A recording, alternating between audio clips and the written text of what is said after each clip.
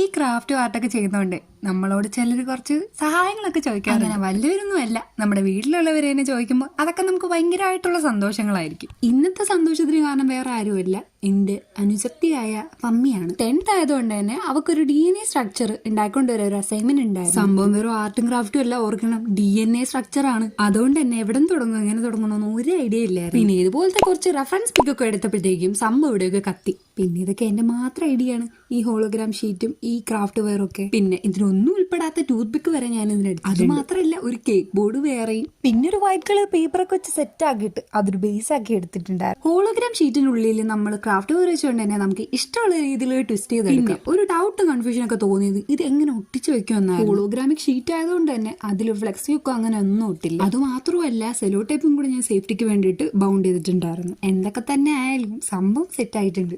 അവർക്ക് ഇഷ്ടമായോ ഇഷ്ടമായില്ലേ എന്നുള്ളത് ഈ വീഡിയോയുടെ കമന്റിൽ എന്തായാലും അവള് പറയും, ഞാൻ പറയിപ്പിക്കും. അപ്പൊ നെക്സ്റ്റ് വീഡിയോയിൽ കാണാം.